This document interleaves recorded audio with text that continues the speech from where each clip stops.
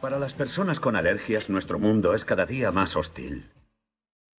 El peor enemigo cuando llega el buen tiempo, el polen. En primavera y verano provoca estornudos en cadena.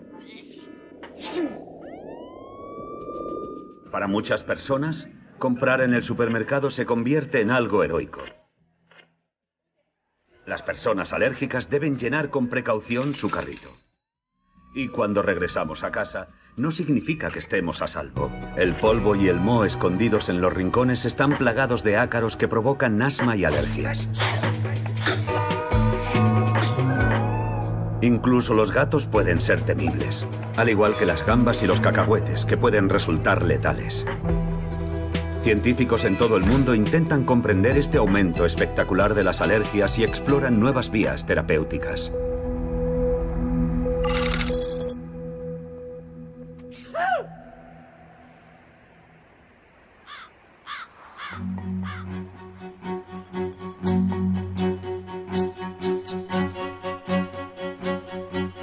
Las alergias se han convertido en moneda corriente. Pero aún así pueden pillar a los países por sorpresa, como en Australia en 2016. Las ovejas han sido esenciales para Australia durante muchos años, y esas ovejas necesitan grandes extensiones de hierba. La mitad occidental del estado de Victoria está cubierta principalmente de pastos. Esas malas hierbas han estado en el origen de una crisis sanitaria sin precedentes. En la Universidad de Melbourne las han estudiado de cerca. El 21 de noviembre fue el primer día cálido de la primavera. Las temperaturas eran altas, unos 30 grados, y los vientos del norte soplaban con fuerza. Fue un mal día debido al polen. Al final de la tarde se empezó a formar una tormenta y el viento la llevó hasta Melbourne. Ese frente de aire húmedo llevaba consigo una miríada de granos de polen. Se habían reunido todos los elementos necesarios para desencadenar el asma de las tormentas. Al igual que Carl, aquella noche acudieron al hospital 8.500 personas. A medida que avanzaba el frente tormentoso, podías oír en Melbourne las sirenas de las ambulancias, como si hubieran estallado bombas por todo el sector occidental de la ciudad.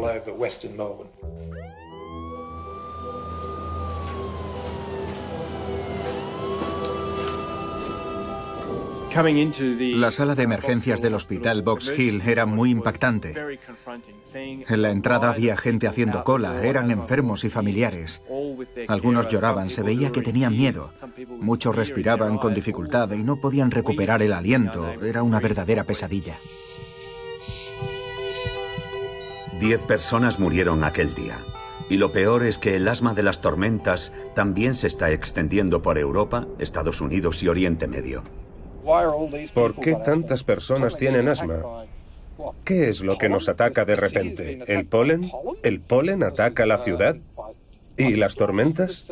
Pero eso es ciencia ficción. En Ain, un niño de 9 años ha muerto hoy en su escuela víctima de un shock alérgico. Por todo el mundo, sustancias hasta hoy consideradas inofensivas se convierten en temibles asesinas. El simple olor a pescado habría sido suficiente para matar a un niño de 11 años. Nunca pensó que un sándwich pudiera matarla.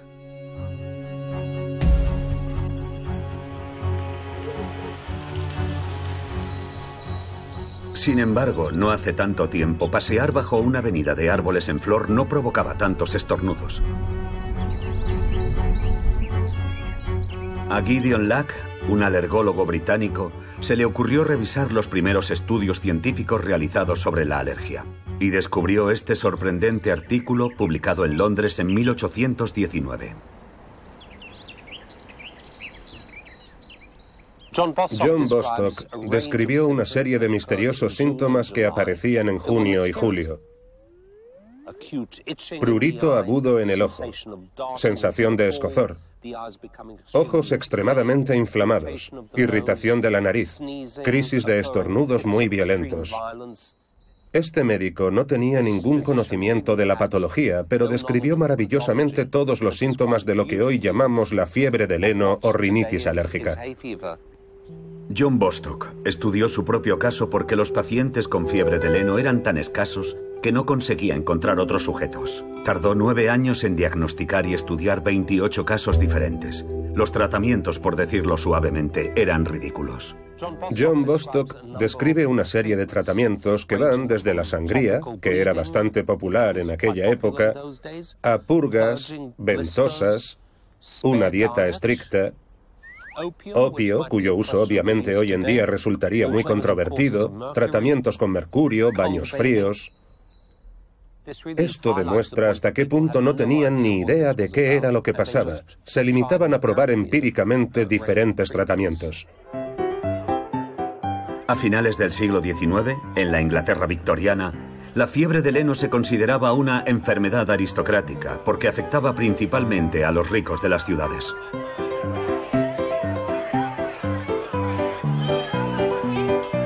Los anuncios de tabaco ensalzaban su capacidad para aliviar los síntomas. Pero durante décadas, la rinitis alérgica siguió siendo algo raro, hasta que de repente, en la década de 1960, la fiebre del heno comenzó a extenderse.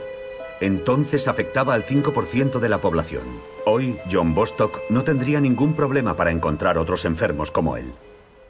La fiebre del heno afecta hoy a entre el 20 y el 30% de la población. Es muy interesante ver cómo algo que era tan raro en esa época se ha vuelto muy frecuente en la actualidad.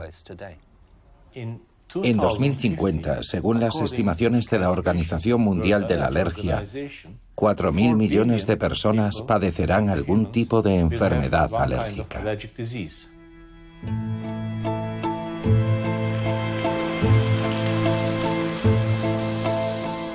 La carrera por entender las causas de esta epidemia de alergia había comenzado.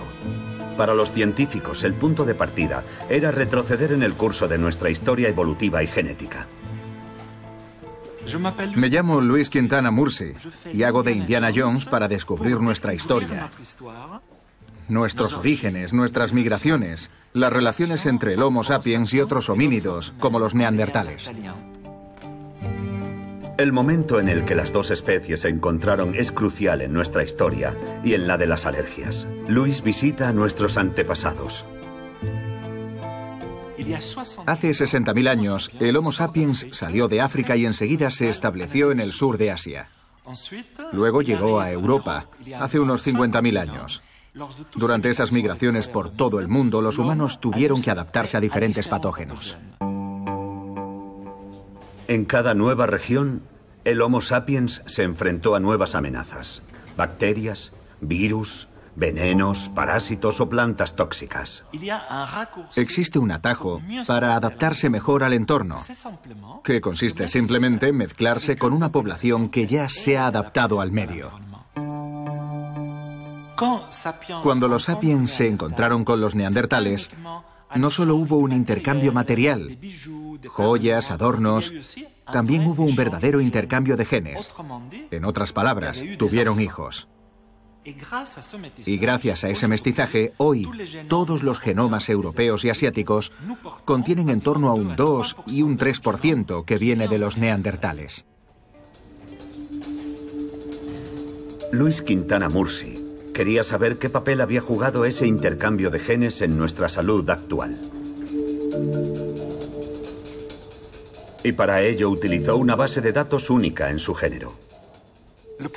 El proyecto 1000 Genomas es un consorcio internacional gracias al cual podemos acceder a genomas completos, disponibles para todos, de miles de personas de diferentes orígenes geográficos y étnicos, de diferentes partes del planeta. Luis ha comparado el ADN de los europeos y asiáticos modernos con el de los neandertales. Las secuencias en las que encontramos hoy los genes resultantes de nuestro mestizaje con los neandertales están ligadas al sistema inmunológico. La mayor parte de estos genes nos han hecho más resistentes a las enfermedades, pero 3 de esos genes antiguos están también implicados en las deficiencias de la respuesta inmunitaria. Los individuos que han heredado este conjunto de mutaciones de origen neandertal tienen hoy, desafortunadamente, más probabilidades de desarrollar ciertas alergias. Lo que en el pasado era una ventaja, no es necesariamente bueno hoy. Entonces, ¿Por qué esos genes que ayudaron a sobrevivir a nuestros antepasados ahora se han vuelto contra nosotros hasta el punto de hacernos enfermar? Para entenderlo, los científicos han estudiado el mecanismo de las alergias.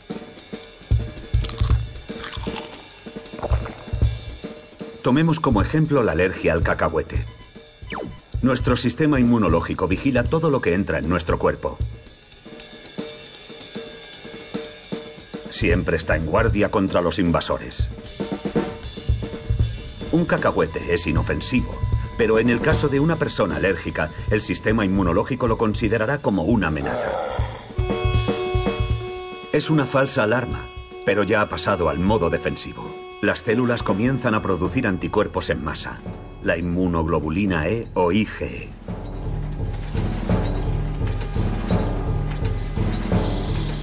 La IgE, específica del cacahuete, se adhiere a la superficie de las células de nuestro sistema inmunológico, los mastocitos. Se ha declarado la guerra al cacahuete.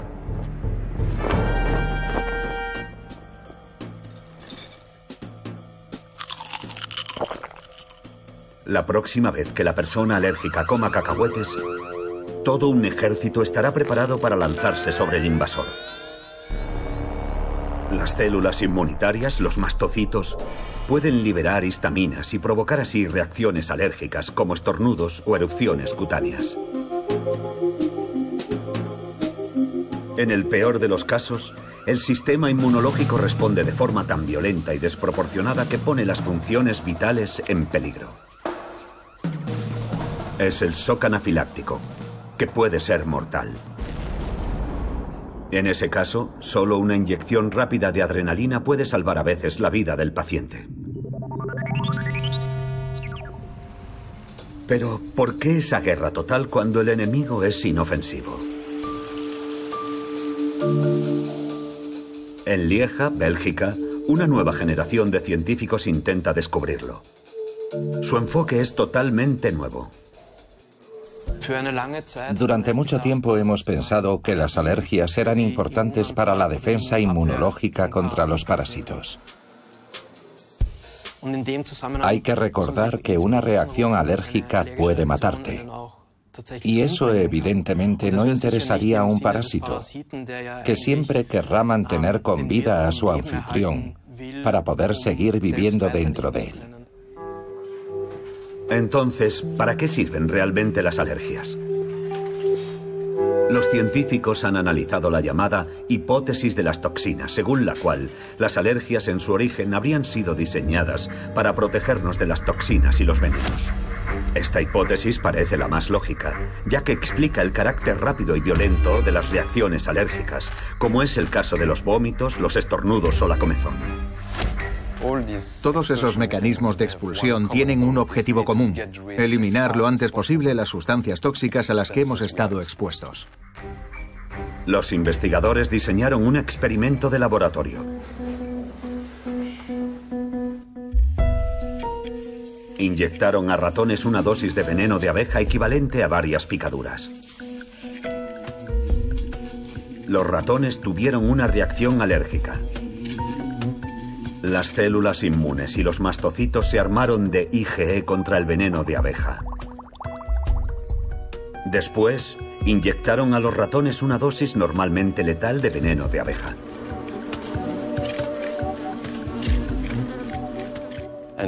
Lo sorprendente fue que los ratones que habían sido expuestos previamente al veneno y que habían desarrollado esa reacción alérgica, todos sobrevivieron.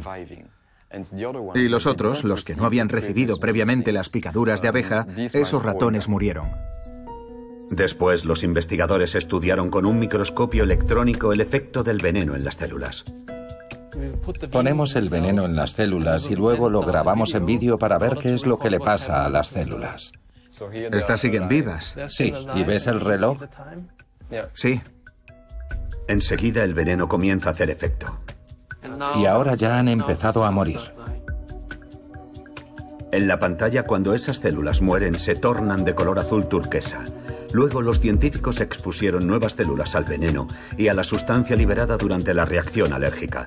Las células seguían vivas. Parece que los mastocitos producen algo que mantiene a las células vivas o que neutraliza el veneno de abeja. Este mecanismo protector funciona con diferentes tipos de venenos y de toxinas. Con este experimento descubrimos que los anticuerpos IgE, que por lo general se consideran perjudiciales y que desencadenan reacciones alérgicas graves, eran los responsables de que los ratones hubieran sobrevivido. En nuestro pasado lejano, este mecanismo fue sin duda muy útil para nuestra supervivencia. Sin embargo, hoy en día parece que reacciona ante la presencia de sustancias a priori inofensivas. Pero, ¿por qué razón?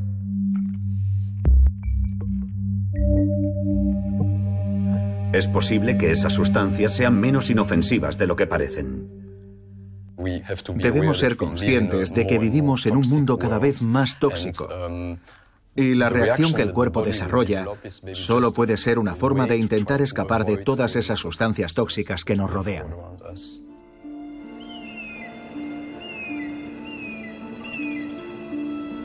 El impacto del mundo moderno sobre las alergias se investiga en profundidad en Suiza. Hace un siglo, Davos era un famoso balneario al que acudían pacientes de todo el mundo para que médicos ilustres curaran su tuberculosis.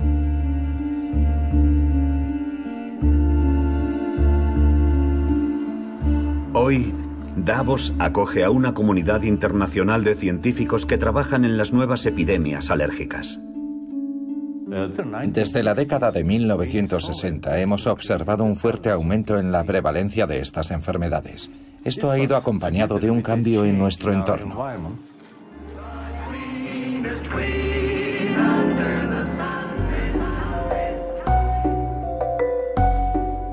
Fue durante ese periodo cuando los detergentes químicos entraron de forma masiva en los hogares. Los químicos comprendieron inmediatamente que este ingrediente maravilloso mezclado con jabón revolucionaría el lavado de la ropa. Queríamos analizar la relación entre los detergentes y el incremento de las enfermedades alérgicas. Chesmi Akdis y su equipo diseñaron un experimento. Cogimos un lavavajillas, lo llenamos con los platos normales de cada día y le pusimos un detergente. Chesmi Akdis también puso algunos trozos de esponja para tomar muestras del agua.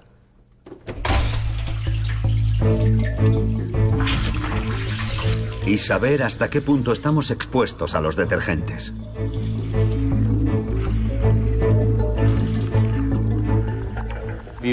Descubrimos que la cantidad de agua que se usa para enjuagar los platos no era suficiente.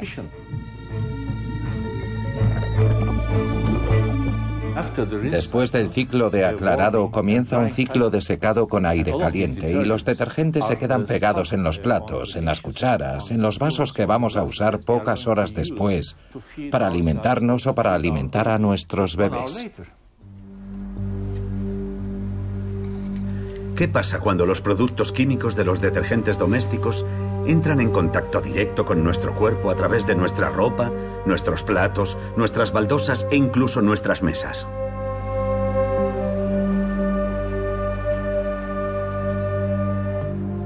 Cuando Chesmi Akdis analizó las muestras de esponja, encontró rastros de detergente después del lavado y estudió su composición. Descubrimos que muchos de los productos químicos que se usan en los detergentes están en la lista de agentes biológicos nocivos.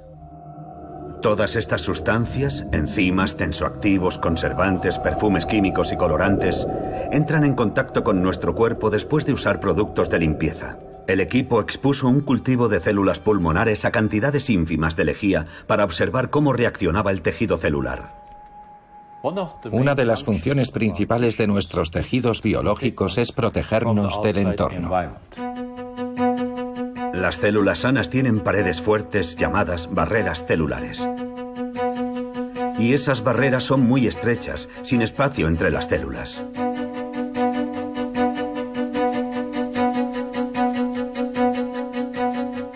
Es nuestra primera línea defensiva contra los invasores. Pero los cultivos celulares que habían sido expuestos a los detergentes reaccionaron de manera diferente.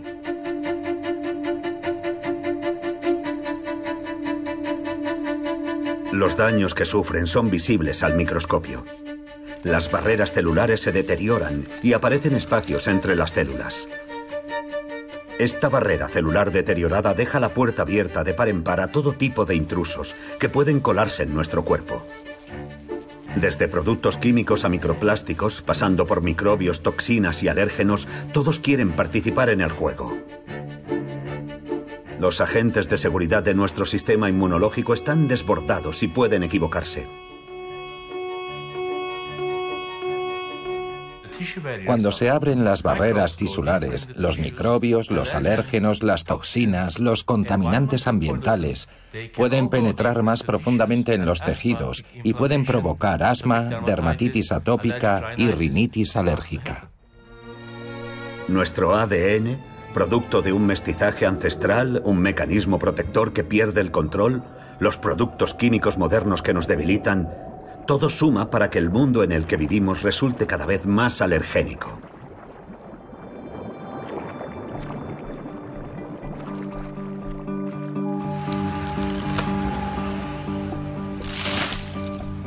Sobre todo porque nuestro entorno natural también se está volviendo más alergénico. En 2016, un fenómeno conocido como el apocalipsis del polen golpeó a toda una ciudad en Estados Unidos. En Japón, casi la mitad de la población padece enfermedades alérgicas y asma relacionadas con la exposición al polen. ¿Por qué nuestras ciudades han sido invadidas por cantidades tan grandes de polen?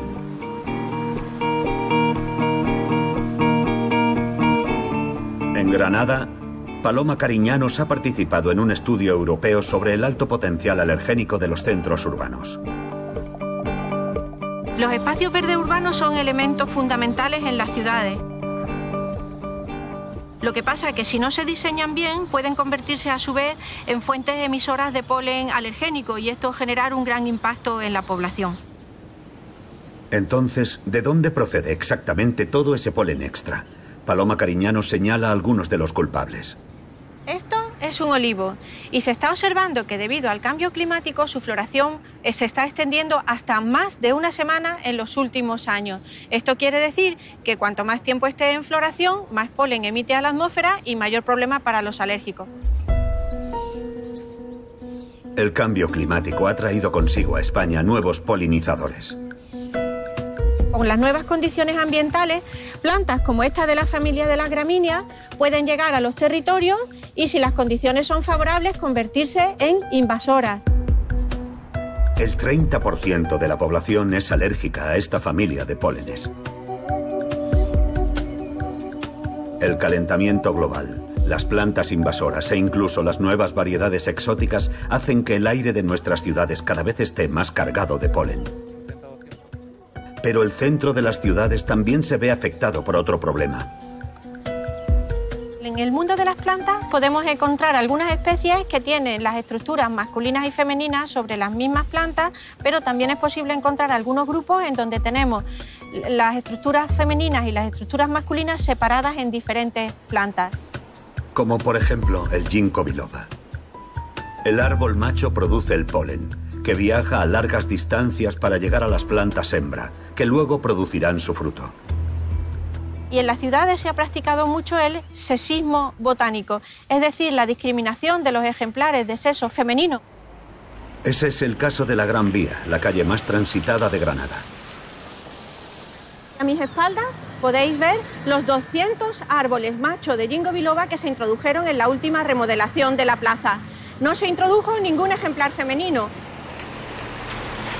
Los frutos que producen las plantas femeninas podrían hacer que los peatones resbalaran. Y también darían más trabajo a los equipos de limpieza. De ahí la preferencia por los machos, productores de polen. El nuevo problema en nuestros centros urbanos es la falta de biodiversidad. Como en esta plaza, donde la única variedad arbórea es el tilo. El resultado, la alta concentración de un único polen.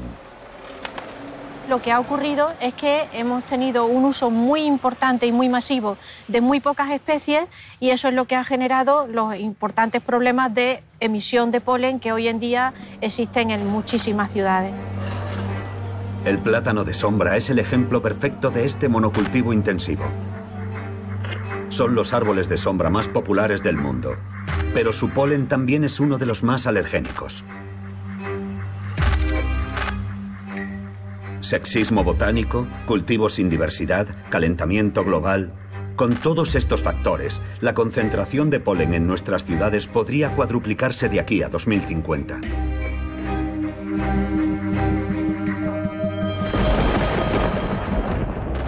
Ciertos fenómenos meteorológicos agravan aún más esta situación.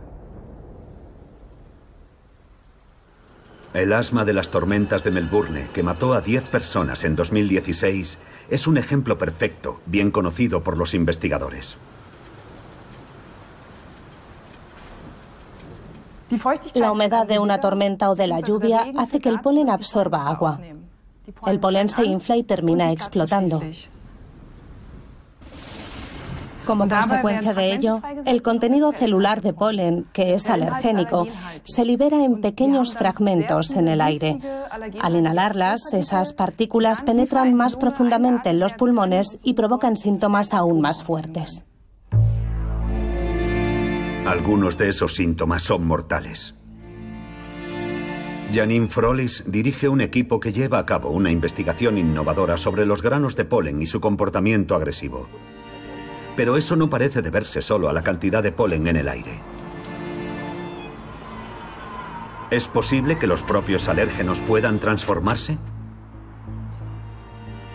Es una muestra estupenda. Es nuestro colector de muestras de aire. Aquí recogemos en filtros las partículas del aire. Nos interesan especialmente las partículas biológicas presentes en el aire, como el polen de plantas, las esporas de hongos o incluso virus y bacterias, pero también trozos pequeños de hojas y de flores, patas o alas de insectos. Están por todas partes si no los vemos. Visibles o no, los respiramos igualmente, poniendo a nuestros pulmones y también a nuestro sistema inmunológico en alerta. ¿Esas partículas han existido siempre? Lo único seguro es que en la mezcla han entrado nuevos elementos. Aquí tenemos un congelador entero lleno de muestras de aire de maguncia. Llevamos 5 años recogiéndolas los 7 días de la semana. Ahora vamos a ver de cerca 2 muestras. Esta es una muestra tomada en invierno. El filtro está más negro debido a las partículas de hollín procedentes de las emisiones de escape, de la calefacción o de las fábricas. Esta segunda muestra se tomó en abril. Es mucho más clara. Podemos ver una capa de color amarillo. Es el polen. En la era industrial moderna, las partículas sólidas de la contaminación se unen al polen formando un cóctel mucho más alergénico. Además, hay un tercer elemento, los contaminantes gaseosos del aire, que están estudiando en el marco de un nuevo experimento. Hemos mezclado las proteínas del polen con óxidos de nitrógeno y gases de ozono. Nosotros mismos producimos el ozono a partir de aire sintético que circula a través de una tubería de gas y luego a través de una lámpara ultravioleta. A continuación, agregamos los óxidos de nitrógeno y lo combinamos todo con nuestra muestra de proteínas de polen.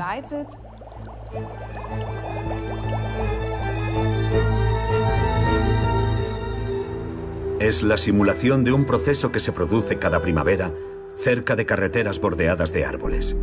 Las proteínas de los granos de polen reaccionan con el ozono y el dióxido de nitrógeno, dando lugar a proteínas modificadas químicamente. ¿Cómo reaccionan las células humanas cultivadas en el laboratorio ante esas moléculas modificadas? Mira el color. Ya está cambiando. Sí, se ve muy bien. Hay 2 colores, uno amarillo claro y uno oscuro. La coloración amarilla más fuerte en las células que fueron tratadas con las muestras fumigadas muestra que estas células han producido más sustancias inflamatorias. En una persona alérgica probablemente habría desencadenado síntomas más graves. En otras palabras, a mayor contaminación, mayor riesgo de estornudos o picazón en los ojos. ¿Existe alguna manera de salir de esta espiral que implica a la vez a la naturaleza, el clima y la contaminación? Erika von Mutius ha estudiado en Estados Unidos a una comunidad con una forma de vida muy especial. Visitar una comunidad Amish es como viajar en el tiempo. Viven como nosotros hace 100, 150 años, incluso más. No tienen pizza, ni comida rápida, ni televisión, ni móviles.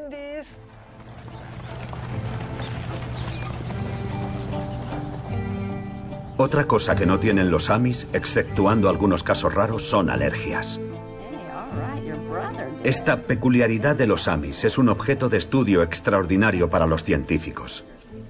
A pesar de que tradicionalmente han vivido aislados, los Amish les abrieron sus puertas. Y esto es lo que descubrieron los investigadores. El 45% de los niños de Múnich que se hacen pruebas de alergia dan positivo. Entre los Amish, esta tasa fue del 7%. No hubo ni un solo caso de fiebre del heno entre los niños, y el asma, tal como la conocemos aquí, tampoco existe entre los Amish. En Estados Unidos existen otras comunidades rurales tradicionales, como los menonitas o los uteritas, pero solo los Amish tienen una tasa de alergias tan baja.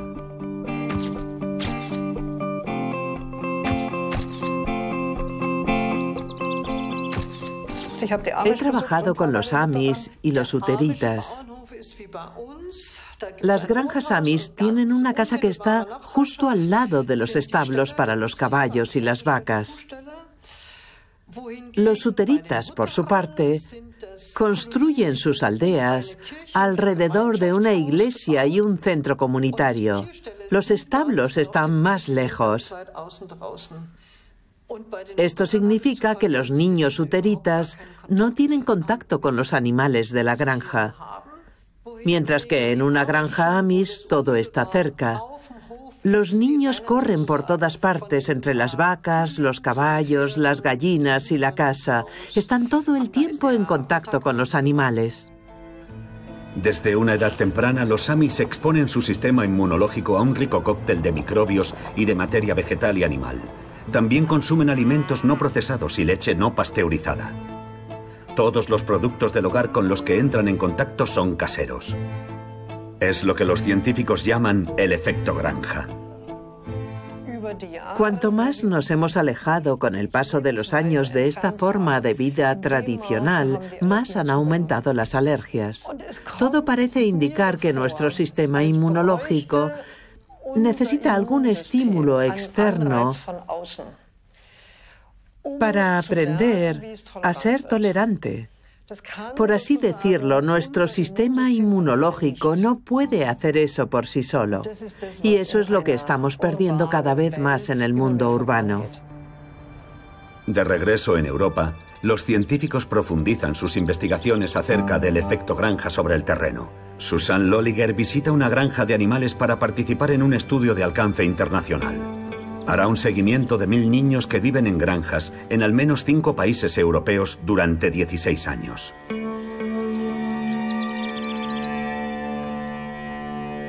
Hola, Fabián. Hemos observado a los niños cuando tenían 1 año, 4, 6, 10 y nuevamente ahora a los 16.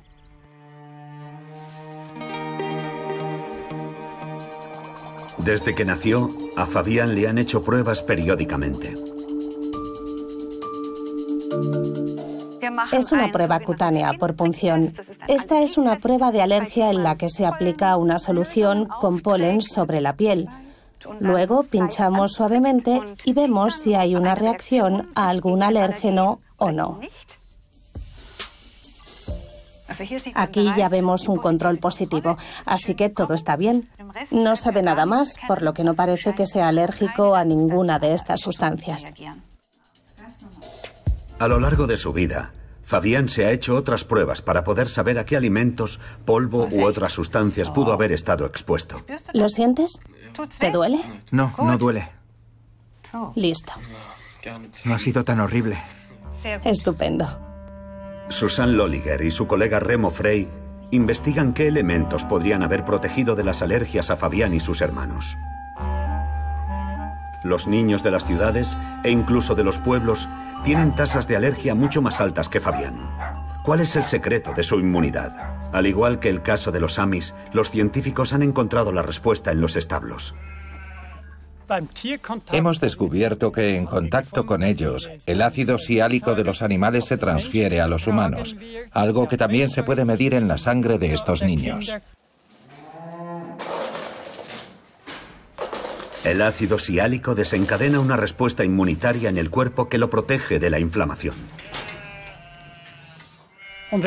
Descubrimos que los niños con más ácido siálico tienen más moléculas antiinflamatorias en la sangre. Eso significa que se suprime la inflamación causada por la alergia. Eso implica que sigue siendo alérgico, pero ya no siente la alergia. Los niños de las granjas crecen con un sistema inmunológico robusto que puede hacer frente incluso a una reacción alérgica a punto de estallar. Pero no todo el mundo tiene la suerte de crecer en una granja. Entonces, ¿qué podemos hacer por los jóvenes de las ciudades que ya han desarrollado una alergia? Lucas es alérgico a varios alimentos, como las nueces y los plátanos. Las reacciones alérgicas podrían poner en peligro su vida. El pequeño ha comenzado un tratamiento para rehabilitar su sistema inmunitario. Hola, Lucas. ¿Qué tal? ¿Todo bien? Vamos. La inmunoterapia. El tratamiento que sigue Lucas es la inmunoterapia oral del cacahuete, que es lo mismo que una desensibilización. Consiste en darle pequeñas cantidades de cacahuete que puede tolerar para que su sistema inmunológico se acostumbre paulatinamente y que en el caso de que lo consumiera sin darse cuenta, no le produzca una reacción. Ahora el cacahuete inflado. Hace 6 meses, el doctor Vilar le dio a Lucas solo 2 miligramos de cacahuete, el equivalente a una 80ª parte de un cacahuete. Cada mes ha aumentado la cantidad poco a poco. Hoy quiere ver si Lucas está preparado para ingerir 20 miligramos. Está crujiente. No está bueno. Con esta inmunoterapia vemos aumentar los anticuerpos de la tolerancia que se producen cuando toleramos los alimentos, que es la inmunoglobulina G4, que irá aumentando paulatinamente con este tratamiento. Cada variación en la dosis debe realizarse en el hospital, bajo supervisión médica, ya que el pequeño podría tener una reacción repentina. Ha estado 2 horas en observación y no ha tenido ninguna reacción, por lo que a partir de mañana podrá continuar con la misma dosis en casa, según el protocolo que le hemos puesto. Luego volverá dentro de 4 o 6 semanas para doblar la dosis. Lucas tiene que repetir el proceso todos los días en casa hasta que esté listo para su próxima cita en el hospital. Está lista. Lucas seguirá este tratamiento hasta que sea capaz de tolerar 4 cacahuetes de una vez. Este protocolo permite que si algún día de adolescente comiera chocolate sin querer pueda decir no me va a pasar nada. Evitamos el riesgo vital. La inmunoterapia permite a muchas personas que sufren alergias estar fuera de peligro, pero el tratamiento es largo y pocos pacientes llegan hasta el final. Para otras enfermedades alérgicas como el asma y la dermatitis, ahora existe un tratamiento que adopta un enfoque completamente diferente. Tommy es una de los 30 millones de personas en Estados Unidos que padecen asma. Soy bailarín en Broadway y allí da miedo vivir con asma. Las audiciones son muy competitivas. Los mejores bailarines de todo el mundo vienen a Nueva York para bailar en Broadway. El asma de Tommy se dispara por muchos factores: el estrés, el esfuerzo, el entorno, pero también las alergias. Soy alérgico al polvo, al moho, la suciedad. Y entre bastidores, en Broadway, aunque parezca muy glamuroso, son teatros muy viejos. No están bien ventilados. Hay mucho moho. Y cuando bailas, respiras todo eso. Había un regidor que siempre tenía a mano un aerosol para mí, porque cada vez que terminaba el número de baile más importante del espectáculo, tenía que usarlo inmediatamente. Regeneron es un laboratorio a la vanguardia del desarrollo de nuevos tratamientos, en especial contra la COVID-19. Recientemente, esta empresa, en colaboración con la Universidad de Stanford, ha desarrollado un nuevo tratamiento para enfermedades como la de Tommy. En el origen de estas enfermedades se encuentran unos mensajeros llamados citocinas, y esos mensajeros se comunican con diferentes células en todo el cuerpo. En los pacientes alérgicos, esa comunicación se interrumpe y las células envían mensajes erróneos que provocan fenómenos como la inflamación. Y es esa inflamación la que dispara los síntomas de la alergia, que pueden causar, como es el caso de Tommy, dificultades respiratorias. En lugar de esperar a que aparezcan los síntomas para tratarlos, el descubrimiento de Jamie Orengo permite atacar la inflamación subyacente. Hemos desarrollado un fármaco que ataca específicamente a dos proteínas responsables de este tipo de inflamación. El fármaco interfiere con esas proteínas, impidiendo que se comuniquen con otras células y, por lo tanto, que desencadenen una respuesta inmunitaria. El tratamiento consiste en una única inyección, administrada cada 2 semanas. Gracias a ella, el proceso inflamatorio se detiene. Antes, cuando tenía síntomas, cuando sentía que mis pulmones silbaban o se contraían, trataba el asma con un aerosol. Pero ahora ya no tengo síntomas. Es como si el medicamento fuera un paso por delante. Pero el medicamento es muy caro y el seguro solo lo cubre cuando Tommy tiene trabajo.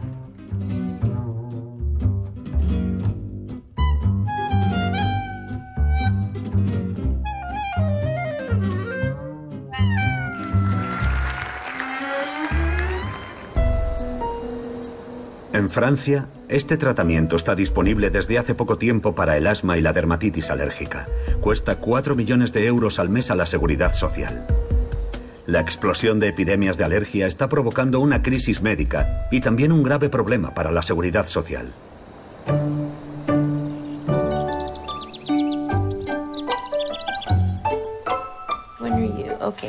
Foxen, Finley, Falcon y Fabel. Pero los nuevos tratamientos no son la única solución. En Portland, los Lumber están convencidos de ello. Crían y venden gatos siberianos con bajos niveles de alérgenos y garantizados contra los estornudos.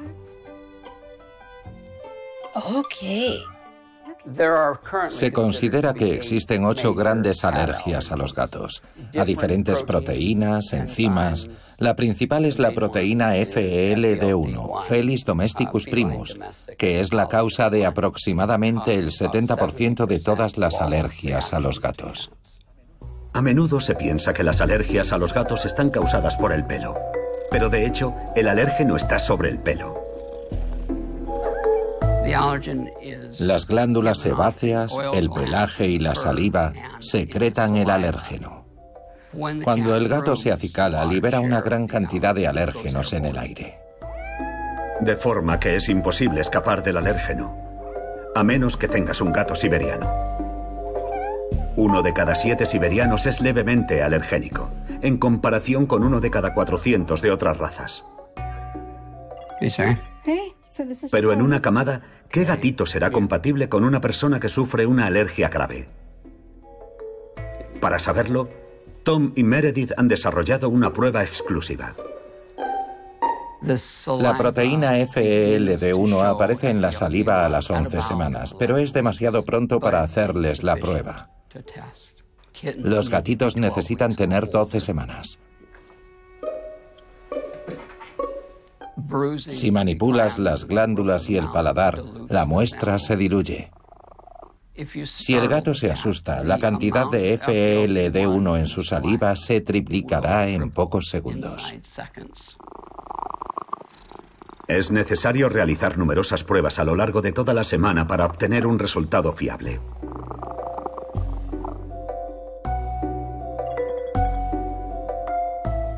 Tenemos los resultados de nuestros test. Hay un gatito que tiene una tasa muy baja, uno que la tiene normal y 4 con una tasa mediana.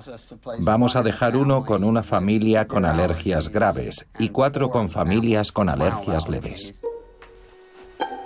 Para que puedan ser adoptados por personas con alergias, son necesarios algunos preparativos, ya que la enzima del gato puede permanecer hasta 90 días después de que el animal se haya ido. Sara es muy alérgica a los gatos, pero también a otros animales, por lo que los Lumber han preferido ser prudentes. Sara, me alegro de verte. Pasa. Meredith ha preparado algunas pruebas adicionales. Este es el primer gatito. Quiero que respires profundamente. No siento nada. El siguiente gatito, entre débil y mediano, acércate y huélelo. Sí, muy bien. El tercer gatito ya tiene un nivel medio, quizás demasiado alto para Sara. No siento nada. Muy bien, vale.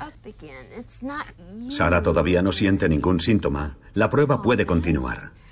De acuerdo, Sara. Lo que vas a hacer ahora es sostenerlo junto a la cara. Pon tu cara en su pelaje y respira. Es maravilloso. Llega el segundo, con la tasa más elevada. Me pican un poco los ojos. Te pican un poco, vale. Este gatito es sin duda demasiado alergénico para ti. Meredith detiene la prueba en el acto. Sara ha encontrado a su nueva compañera.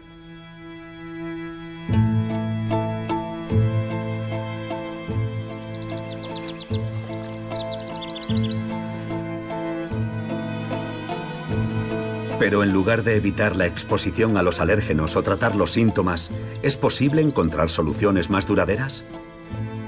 En el Reino Unido, los científicos buscan prevenir las alergias en lugar de curarlas. El 4% de los niños son alérgicos, un número que se ha multiplicado por 3 en pocas décadas. Me sorprendió mucho cuando estaba dando una conferencia en Israel. Le pregunté a la audiencia de pediatras y alergólogos cuántos de ellos habían visto un caso de alergia al cacahuete. Y solo unos pocos levantaron la mano, mientras que en el Reino Unido todos los médicos la habrían levantado. La tasa era 10 veces mayor en Gran Bretaña. Gideon Lack descubrió una diferencia crucial. Los bebés británicos han sido condicionados para evitar los cacahuetes, mientras que los bebés israelíes consumen pasteles con cacahuetes desde una edad temprana.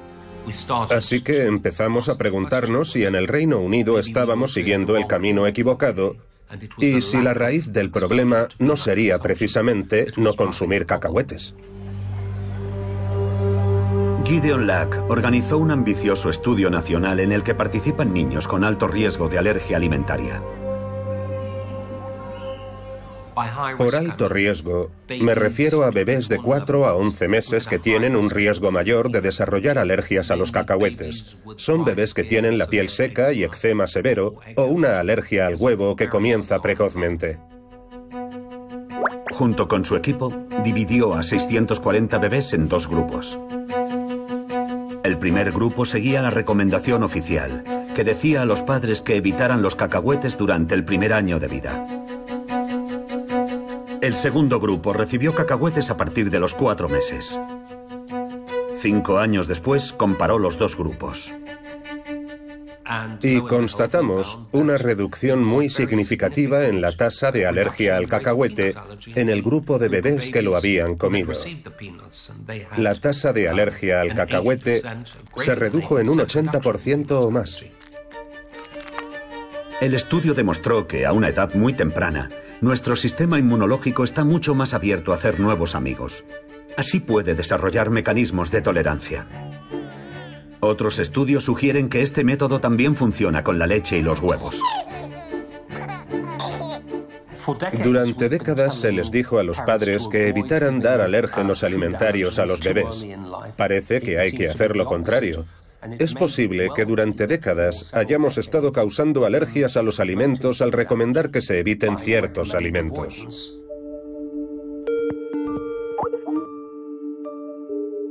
Hola. Hola.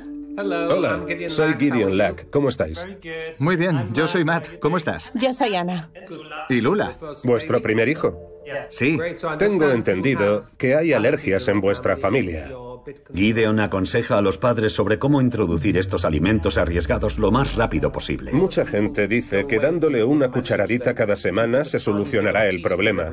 No es el caso en absoluto. Si quieres darle crema de cacahuete, deberás darle entre 1,5 cucharadas y 2 cucharadas a la semana. Es decir, entre 4 y 6 cucharaditas de café de crema de cacahuete.